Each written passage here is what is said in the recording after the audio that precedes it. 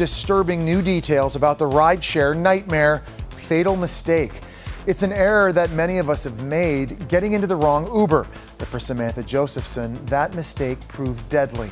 The 21-year-old vanished over the weekend when she was out with friends, then got into a car that she thought was her Uber ride. Within 20 hours, her lifeless body was discovered in a wooded area, and now her grief-stricken parents are speaking out as the University of South Carolina mourns her young life, cut tragically short. She truly was the love of my life. Samantha's boyfriend breaks down in tears. I saw such a clear future with her. Hundreds came out on Sunday night to remember the college senior. She had a personality and a presence that lit up a room. It's hard to think that we're not going to hang out with her tomorrow. This is the last known image of Samantha. The aspiring attorney was talking on her phone outside a bar early Friday morning. At 2:12 a.m., she gets into the back seat of a black Chevy Impala. After slamming the door shut, she's no longer able to get out. The child safety locks were activated on the door that would not allow someone to the means of escape. At 1:30 p.m., friends reported her missing. 2 hours later, her body was discovered by turkey hunters. Numerous wounds were found on Samantha's head, neck, face, and body. Early Saturday morning, 24-year-old Nathaniel David Rowland was arrested and charged with murder and kidnapping. Inside his car, officers found traces of Samantha's blood and her cell phone. Samantha's mom spoke out during Rowland's bail hearing. It sickens us to think that his face was the last thing that my baby girl saw on this earth. So how can you stay safe using ride-sharing apps? You get the license plate number. So when that car comes up, be diligent about the fact that that is your car. Also, don't say your name to the driver. Let the driver come out and say your name to them. Samantha's father gave mourners advice of his own. Samantha was by herself. She had absolutely no chance. You guys have to travel together. And joining us now is crimeonline.com's Nancy Grace. So Nancy, was this a crime of opportunity, or do you believe accused killer Nathaniel Rowland carefully planned this murder? Well, to many, it may look like a crime of opportunity, Jesse, but I disagree, and I'll tell you why. When he was caught, ultimately, where was he? Back out there trolling for a victim. If you carefully look at that surveillance video, Jesse, it's not all her or Samantha out there waving down a car. He's pulling up very slowly. He comes to a stop. He sees her standing there looking at her phone. I mean, you can see it on the video. He intentionally is trying to find a female victim looking for an Uber, and he did it. This was planned. So Nancy, many people wondering then if this was just a thrill kill for him. What can you tell us about this motive for Rowland? You know, when I think of thrill kills, I think of something more spontaneous. I don't think this was his first time committing a felony. And if you have any doubt of who the perpetrator is, look at what's in his car. Bleach, window cleaner, wipes, her blood, her cell phone. I think this was most likely a sex offense killing, and I think that we will learn that as the evidence unfolds, Jesse. And certainly we'll continue to follow this story. As always, Nancy, thank you for bringing us the latest. The City of Columbia authorities are seeking the public's help to find a missing 21-year-old woman named Samantha Josephson. Previously, Samantha's family had held a small party to celebrate her acceptance into law school. She felt tired and wanted to go home, so she called an Uber. When a dark-colored Chevrolet Impala pulled up, Samantha mistook it for her ride. She got into the car, and it drove away. That was the last time anyone saw Samantha on camera. After the car left, the driver locked the doors and windows, making it impossible for her to open them or escape. This was not just a missing person case, but a kidnapping. Samantha's family and friends were distraught after reviewing the video. A few weeks prior, Samantha's family in Robbinsville, New Jersey, held a small party to celebrate her acceptance into law school. Her parents, Marcy and Seymour Josephson, were concerned about their daughter moving from a small town on the East Coast to an unfamiliar southern state. Although South Carolina is known for its hospitality, they couldn't shake their worries. Ultimately, they gave their daughter 100% of their support, hoping she would be happy and achieve her dreams. On the night of Thursday, March 28, 2019, Samantha and some close friends went to the Bird Dog Bar to have a good time. She had a few drinks, but was fully conscious and in control of herself. While her friends were enjoying the lively atmosphere, Samantha felt tired and wanted to go home to rest. She didn't want to interrupt her friends' fun, so she decided to leave on her own.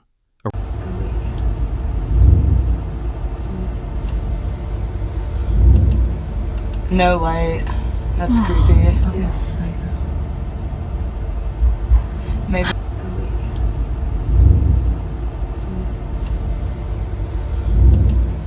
No light. That's creepy. Yes.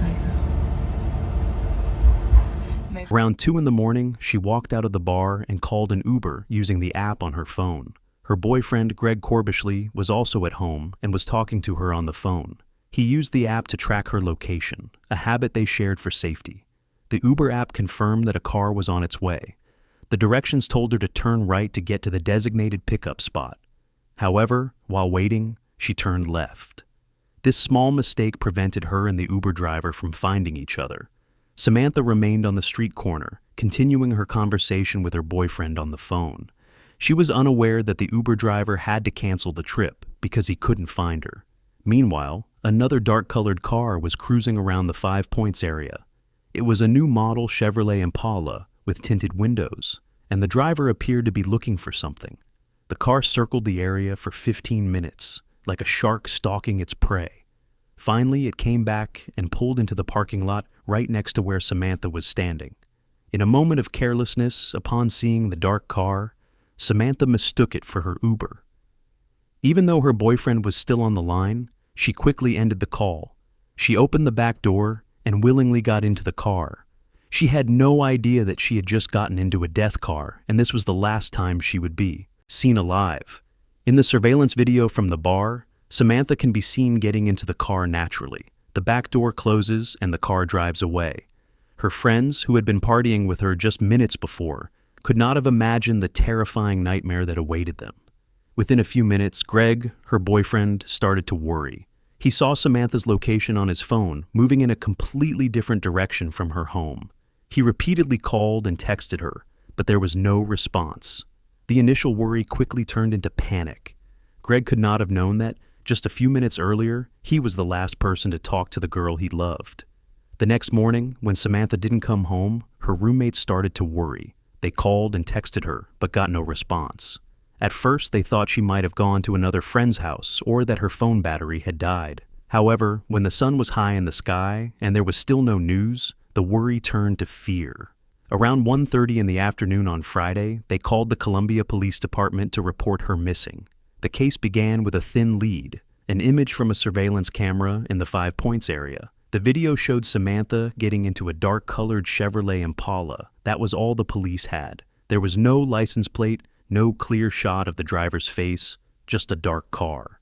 The investigation team immediately analyzed the video and noticed something unusual. The car had circled the area multiple times before stopping to pick up Samantha.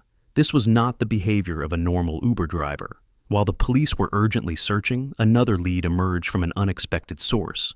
A turkey hunter happened to discover a woman's body in a secluded forest in New Zion, about 65 miles from Columbia. Although the body was later identified, the initial details sent shivers down the police's spines. The victim had been brutally murdered, with numerous wounds on her body. On March 30th, just one day after Samantha went missing, a patrol officer spotted a dark-colored Chevrolet Impala with a hidden license plate. The license plate had been identified through another investigation. When the officer ordered the car to pull over, the driver tried to flee but was apprehended. The driver was Nathaniel David Rowland, 24 years old. After arresting Rowland, the police searched the car. What they found inside solidified all their suspicions.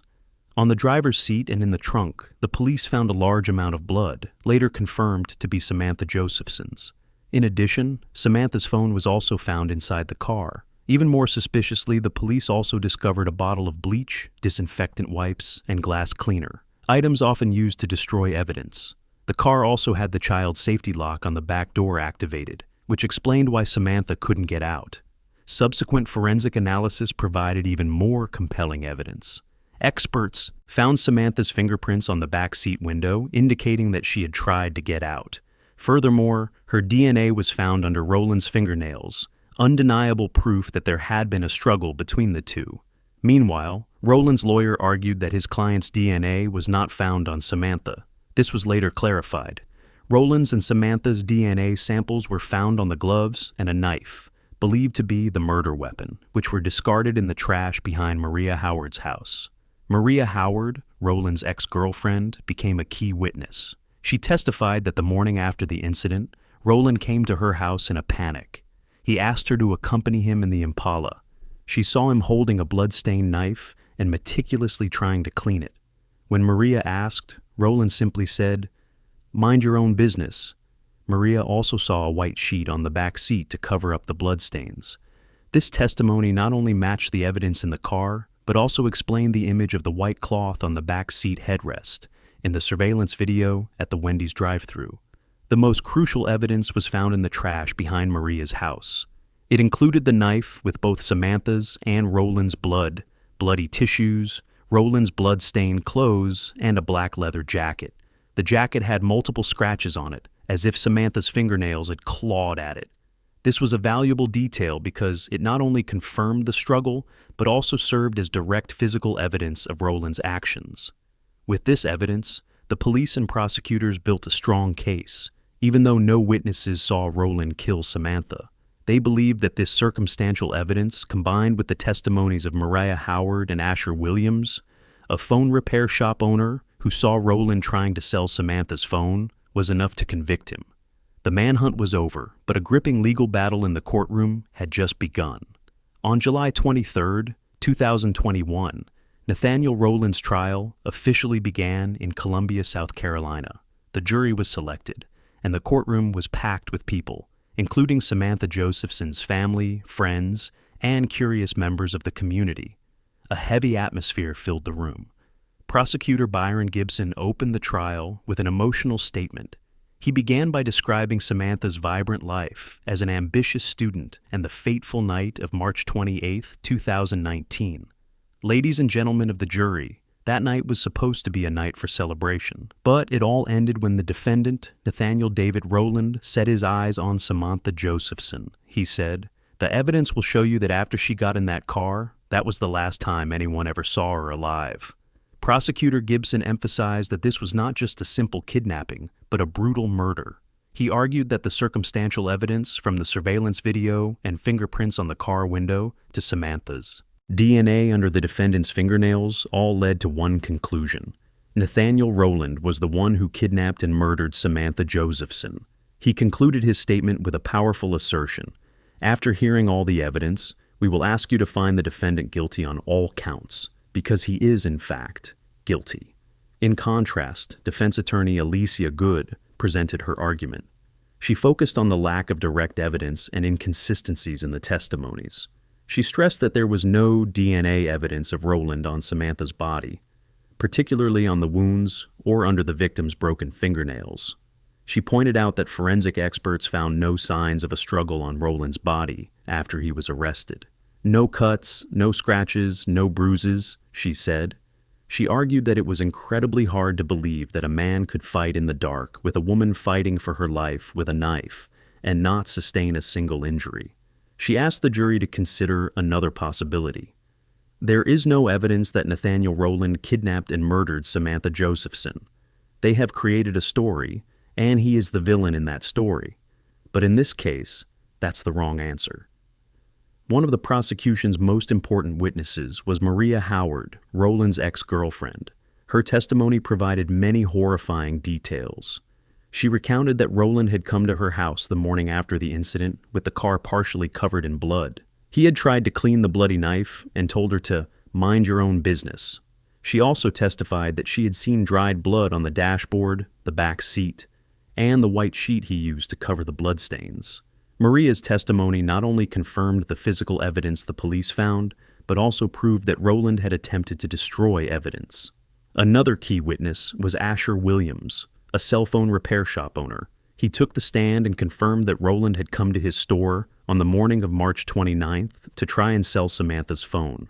When asked if he could identify the person, Asher pointed directly at Roland, who was sitting in the courtroom.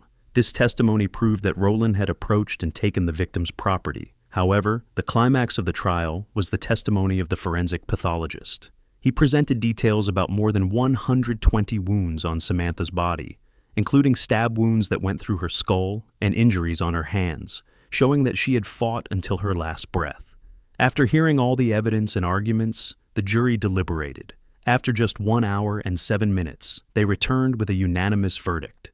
The jury found Nathaniel Rowland guilty on all counts, including kidnapping, murder, and possession of a weapon during the commission of a violent crime. Immediately after the verdict, the judge invited Samantha's family to speak. Her parents, Marcy and Seymour Josephson, tearfully spoke about their unending pain. They talked about a shattered life, their daughter's unfulfilled dreams, and the emptiness they felt. "He took away her bright light, her enthusiasm for life," Marcy said. "He is a real devil." Sydney, Samantha's older sister, also expressed her pain at hearing her mother's cries over the phone and not being able to be there to help. Your Honor,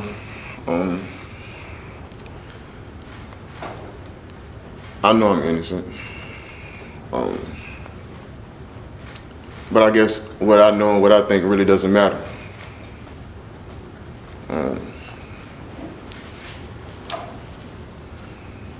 I just wish the state would have done more in finding out who the actual person was, instead of being satisfied with detaining me and proving my guilt.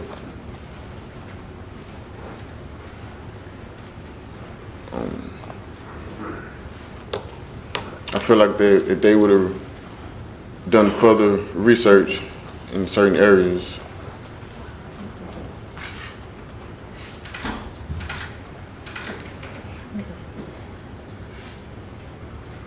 that's all, y'all. In response, Rowland's mother, Loretta, spoke in defense of her son. She maintained that Rowland was a dutiful son and she believed he was innocent. However, the judge did not accept this plea. Before the judge delivered the sentence, Rowland had a chance to give a final statement. He continued to insist on his innocence and expressed his disappointment with the justice system. "I wish the state had done more to find the real perpetrator instead of being satisfied with locking me up," he said. "I know I'm innocent." The judge delivered the final sentence: life in prison without parole for the murder charge. This sentence brought an end to a case that shocked the entire country, bringing a measure of justice to Samantha Josephson and her family. 6 weeks after Samantha's death, the University of South Carolina held its spring 2019 graduation ceremony. It was supposed to be a day full of joy and hope, but a somber atmosphere hung over the auditorium. The university president took a special moment to honor the life and legacy of Samantha Josephson. Today, let us take a moment to remember and honor the life of Samantha Josephson, our 21-year-old student who was tragically taken from us this March, he said with a choked voice. Her parents, Marcy and Seymour Josephson, accepted her bachelor's degree in political science on her behalf. They stood on the stage, tears streaming down their faces, to the respectful and compassionate applause of thousands of people. It was a heartbreaking moment, but also a powerful reminder of a life unjustly taken. For the Josephson family, the pain of losing their daughter was an unfillable void. Marcy and Seymour often recounted their initial worries about their daughter, attending a school in the South, a place completely different from the Northeast they were used to. However, they felt reassured that everyone in Columbia was kind and hospitable. Seymour even told his daughter to use his credit card to call an Uber whenever she needed to go home late at night, ensuring she wouldn't have to walk alone. But despite all the precautions, one small mistake led to the tragedy. We told her, when you get into the car, you ask, "What's my name?" And if the driver doesn't answer correctly, you don't get in the car, Marcy shared. But in that moment, Samantha didn't do that. And by the time she realized it, it was too late. From their personal grief, the Josephson family decided to take action. They believed that Samantha's legacy should not just be a tragic story, but a warning to save other lives. They launched an awareness campaign called "What's My Name?" with the goal of educating everyone on how to verify driver information when using rideshare services. They went to universities, organized workshops, and shared Samantha's story. The "What's My Name?" campaign quickly spread across the United States. The message was simple but effective. Verify the driver's information. Always ask the driver, "What's my name?" To ensure they know your name, the actual driver will know your name through the app. Check the car, compare the license plate, car model, and driver's name on the app with the real information. Don't get in if there's any doubt. If anything doesn't match, cancel the ride and wait for another car.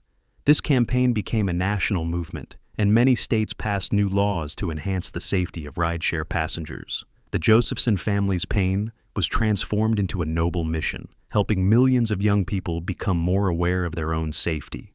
The Samantha Josephson case ended with a life sentence for Nathaniel Rowland. Justice was served, but a family's pain will last forever. However, through the "What's My Name?" campaign, Samantha Josephson's name is remembered not just as a victim, but as a symbol of vigilance, a powerful reminder that safety should never be taken for granted. Every time a student or a young person asks a driver, "What's my name?" before getting in a car, they are continuing Samantha's legacy. And that's how she lives on in everyone's hearts. Samantha Josephson's case is a heartbreaking story, but her legacy brings hope. Every time we open a rideshare app, we can become a part of that legacy. Remember and practice the "What's My Name?" campaign her family created. Stop. Take a few seconds to carefully check the information on the app. Ask the driver, "What's my name?" to verify. Match. Compare the license plate, car model, and driver's photo with the car in front of you. Inform. Share your trip details with friends or family. Each of these small actions not only protects you, but also continues Samantha's legacy. Please like and share this video to spread the message about safety to more people. And don't forget to subscribe to True Crime Tales so you don't miss any other in-depth stories. Thank you for watching.